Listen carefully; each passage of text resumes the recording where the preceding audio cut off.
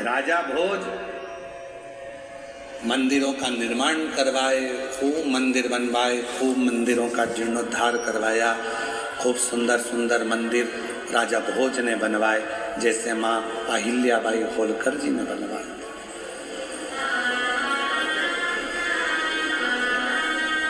जैसे माँ अहिल्याबाई होलकर जी ने मंदिरों का निर्माण करवाया, जैसे माँ अहिल्याबाई ने मंदिरों का जीर्णोद्धार करवाया, ऐसे मंदिरों का निर्माण राजा भोज जी ने किया।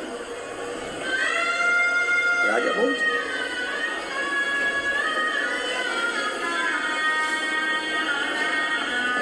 और एक बार राजा भोज के मन में एक प्रश्न अड़ गया था। अपने मंत्री को बुलाया और मंत्री को बुलाकर कहा, राजा भोज ने, ऐ मंत्री इधर आओ। मंत्री आए। जी सरकार, एक प्रश्न है मेरा, क्या उत्तर दे सकते हो? क्या प्रश्न है? मंत्री से प्रश्न किया। राजा भोज शिव भक्त था, भगवान शंकर की अविरल भक्ति में डूबा रहता था, पर जो मंत्री था वो शिव भक्ति को जान नहीं पाया था।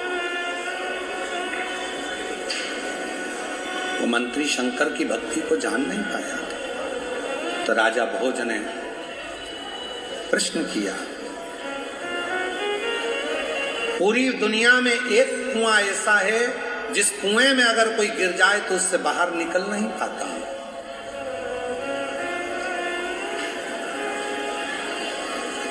वो कौन सा कुआं है जिस कुएं में अगर कोई गिर गया तो वो निकलकर बाहर कभी नहीं आ सका?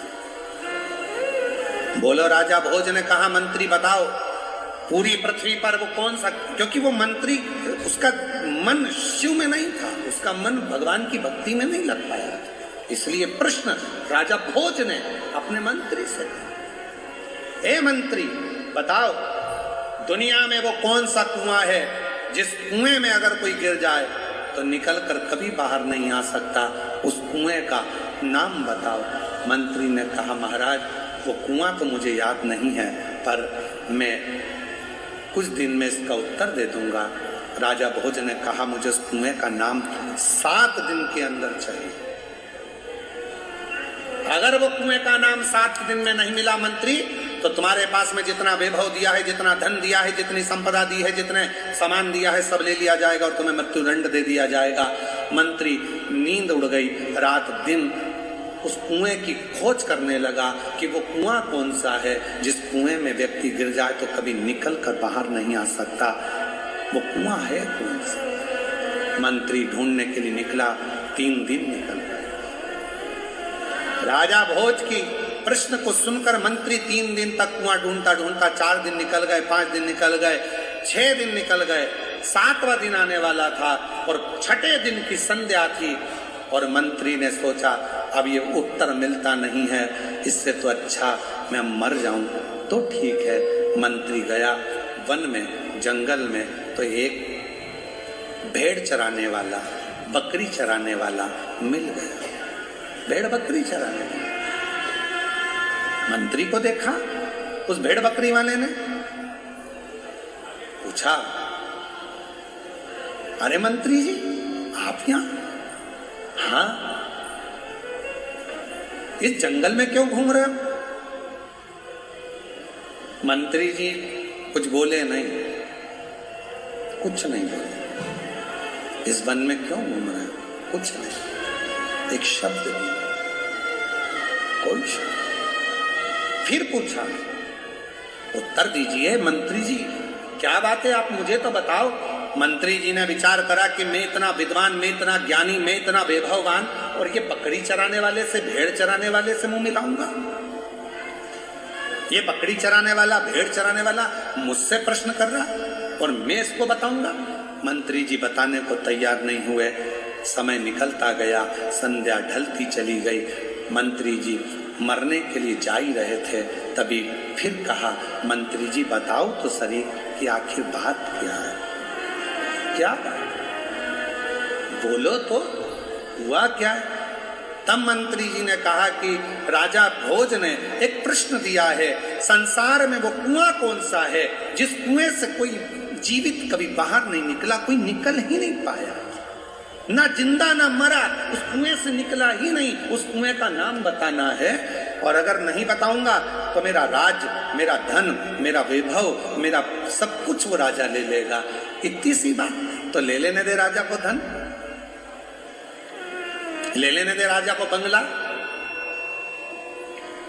ले लेने तो राजा को संपदा, छोड़ दो। अरे क्यों राजा के पास जाते हो? मेरे पास रहो, मेरे पास ऐसी पारस मणि रखी है, वो पारस मणि मैं तुमको दे दूंगा। उस पारस मणि को तुम जिससे छुओगे सोना बन जाएगा, राजा की जरूरत ही नहीं पड़ेगी। मंत्री ने मन में सोचा, गजब की बात कह दी इस बकरी चराने वाले ने, गजब की बात। चलो लाओ,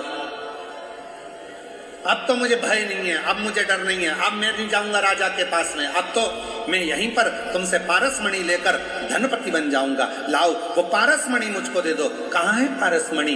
तब बकरी चराने वाला, भेड़ चराने वाला बोला कि मणि तो दे दूंगा, पर मेरी एक शर्त है। क्या शर्त है? तुम्हें भेड़ का जो दूध है बकरी का, वो पीना पड़ेगा। मंत्री ने कहा, मैं और भेड़ बकरी का दूध पीऊंगा? नहीं पीना। भेड़ चराने वाले ने बोला तो पारसमणि भी नहीं मिलेगी। मंत्री ने मन में सोचा कि मरता क्या ना करता, बकरी का दूध पीने को तैयार हो गए। शर्त है, बकरी का दूध दूंगा, मना नहीं है, तुम पीने को तैयार हो गए, मना नहीं है, पर मैं झूठा कर दूंगा। इतने में तो मंत्री ने कहा, तेरा बकरी चराने वाले का, भेड़ चराने वाले का झूठा दूध पीऊंगा? मैं नहीं पीता, मत ले पारसमणि। ठीक है, मैं बकरी का दूध तेरा झूठा पी लूंगा, तैयार। पर मैं बकरी का दूध दूंगा, झूठा दूंगा, तुझे पीना पड़ेगा, पर मैं उसको बर्तन में नहीं दूंगा। ये सामने जो हड्डी का टुकड़ा पड़ा हुआ है, मनुष्य की खोपड़ी पड़ी हुई है, इस खोपड़ी की हड्डी में डालकर वो दूध दूंगा, पीना पड़ेगा।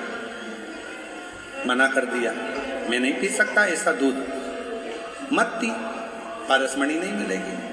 आखिरी में उसने कहा, ठीक है, मैं हड्डी में दूध डालकर पी लूंगा, तू दे दे।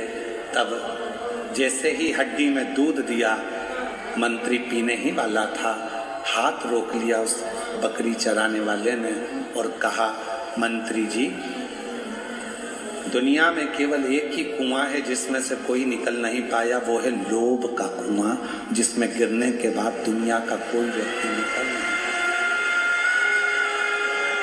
कोई नहीं निकल। एक लोभ का कुआं ऐसा होता है जिसमें गिरने के बाद व्यक्ति निकल नहीं सकता।